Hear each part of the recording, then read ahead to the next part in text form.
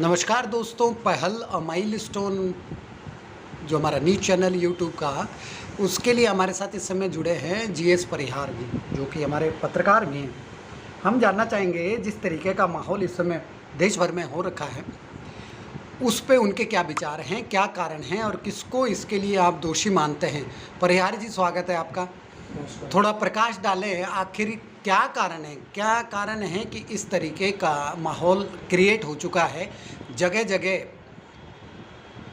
हत्याएं हो रही हैं, उस पर आप क्या कहना चाहेंगे? देखिए, हत्याएं तो हो ही रही है और इसमें जो कारण है, कुछ लोगों का अपने पंथ के प्रति इतना एग्रेसिव होना और दूसरे पंथ को, संप्रदाय को सहन नहीं करना, यही मुख्य कारण है। और ये कोई पहली हत्या नहीं है।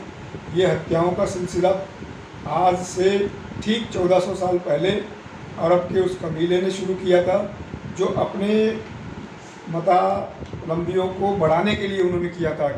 सिर्फ 2 लोग पहली बार इस्लाम में कन्वर्ट हुए और उनसे 100 लोगों को तक कैसे पहुँचे, इसको बढ़ाने के लिए उन्होंने सिर्फ हथियार का सहारा लिया। कोई सिद्धांत नहीं बनाया, कोई नीति नहीं बनाई, एक ही नीति बनाई, हत्या, कि भाई मानो नहीं तो मर जाओ। और उसका पालन करते करते वो अरब से भारत तक एक सुसंस्कृत सभ्य देश तक पहुँच गए।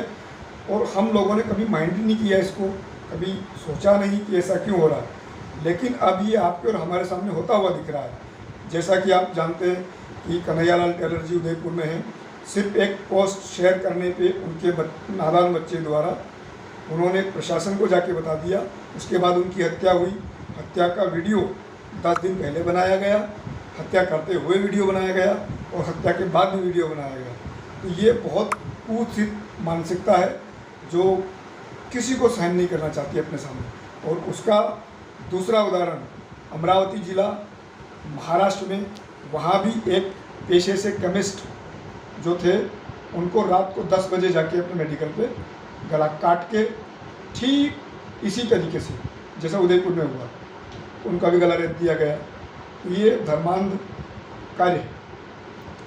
और जिस तरीके का प्रदर्शन को लेकर अगर बात करें तो ये परमिशन मिलना ना मिलना, अभी एक वीडियो हमने एक न्यूज़ लगाई थी जो कि जंतर मंतर की है और उसमें आप भी उसके साक्षी थे।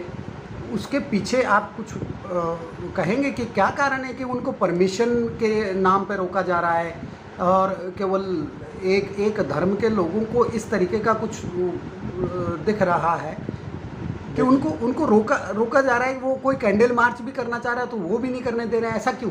देखिए, भारत एक लोकतांत्रिक देश है। लोकतंत्र में जो दिए गए अधिकार हैं उनका ही पालन करके लोग अपना गुस्सा शांत करने के लिए, अपनी मांग करने के लिए या अपनी भावनाओं की अभिव्यक्ति के लिए किसी जगह विरोध प्रदर्शन, प्रोटेस्ट करने जाता है या पुष्पांजलि देने जाता है। और इस घटना के पक्ष में देखा जाए, संबंध में देखा जाए, तो बिल्कुल प्रशासन भेदभावपूर्ण नज़रिए से कार्रवाई कर रहा है, जिसका पूरा सबूत हमारे पास में है। जंतर मंतर पे जैसे ही कन्हैयालाल जी की हत्या के बाद कुछ नवयुवक धरना प्रदर्शन, भाव अभिव्यक्ति के लिए पहुंचते हैं, तो पुलिस प्रशासन वहां पे 144 लगा देता है और वो दायरे में आता है पार्लियामेंट थाने की। पार्लियामेंट थाना जंतर मंतर राष्ट्रीय धरना स्थल को देखता है और वहाँ पर उस दिन उनको परमिशन नहीं दी गई। उन्होंने धारा 144 लगा दी। अब कब तो धारा 144 लगी और कब हटी, इसका कोई सबूत नहीं है। दिन में वहाँ एनडीएमसी के कम से कम 200 कर्मचारी धरना करने आते हैं। उनका रेगुलर धरना पिछले 1.5-2 महीने से चल रहा है और अभी भी अगर आप जाके देखेंगे तो 1:30 बजे वो धरना रहेगा। लेकिन इसके पहले कोई कन्हैयालाल जी के समर्थन में आता है, नुपुर शर्मा के समर्थन में आता है, कोई बजरंग दल का कार्यकर्ता आता है, कोई राष्ट्र नवनिर्माण सेना का कार्यकर्ता आता है या कोई भी सनातन का मानने वाला व्यक्ति आता है, तो पुलिस उनको उठा लेती है, थाने ले जाती है और पता नहीं कहाँ। तो क्या प्रशासन, आपका कहना है प्रशासन केवल और केवल एक धर्म को मानने वाले लोगों को रोक रही है? प्रशासन की कार्रवाइयों से यही विदित हो रहा है। या तो प्रशासन बताए कि ऊपर के आदेश क्या है, या हमें अवगत कराए कि ये टर्मिनोलॉजी है, ये रणनीति है। आप मानेंगे नहीं, मेरे पास उन लड़कों के जो एबीवीपी के जाकिर हुसैन कॉलेज से आए थे, उनका परमिशन लेटर है जो डीसीपी के द्वारा सेंक्शन किया गया है पार्लियामेंट थाने से। उसके बाद भी उन लोगों को वहाँ से उठाया गया, 10 सेकंड के लिए भी उनको वहाँ पर अपनी भावनाओं की अभिव्यक्ति की छूट नहीं दी गई। तो अब आप जानकार हैं, आप भी संपादकीय कार्य देखते हैं, तो आपको अंदाज़ा लग ही जाएगा कि कार्रवाई क्या होगी। तो ये किस और ये अंदेशा जा रहा है, आपको कुछ आइडिया है इस, अगर इस तरीके का माहौल बना रहेगा तो? देखिए, हम हैं पत्रकार और हम घटनाएं जब तक घटती नहीं है तब तक अंदाज़ा ही लगा सकते हैं, और हमारा अंदाज़ा और हमारे कथित घटनाक्रम ये बयां करते हैं कि पुलिस प्रशासन या जो भी इनको देखने वाले लोग हैं, रणनीति बनाने वाले लोग हैं, बिल्कुल बायस्ड है। बाकी तो वो स्पष्टीकरण दे। पुलिस प्रशासन भी तो सरकार के अनुसार ही काम करती है, इसका मतलब उनको ही है। तो वो सरकार, दिल्ली सरकार की तो वो मानेंगे नहीं, जैसा केजरीवाल साहब कहते हैं कि दिल्ली सरकार की वो नहीं मानते हैं जी। तो ये यानी कि केंद्र से ये बात है कि भाई पर्टिकुलर धर्म के लोगों को वो ना किया करने दिया जाए। देखिए, इसमें केजरीवाल जी का तो कोई मतलब बैठता नहीं है जी। वैसे भी आधा पौना राज्य है जी, केंद्र शासित प्रदेश है, बिल्कुल। और जंतर मंतर धार्मिक स्थल, धार्मिक और भावना अभिव्यक्ति का जो स्थल है, जिसे धरना स्थल कहते हैं, वह एनडीएमसी के तहत आता है और सीधा ये गृह मंत्रालय को रिपोर्ट करता है। दिल्ली पुलिस गृह मंत्रालय की है, तो सीधा सीधा आप समझ जाइए कि बात कहाँ पहुँचती है। हाँ, तो मतलब ये गृह मंत्रालय से ऑर्डर है कि केवल कन्हैया लाल जैसे अगर उनके समर्थन में या उनकी हत्या के विरोध में कोई प्रदर्शन हो तो उसे रोका जाए। नहीं, ऑर्डर का तो मैं नहीं कह सकता हूँ, लेकिन जो हो रहा है उसको मैं कह सकता हूँ।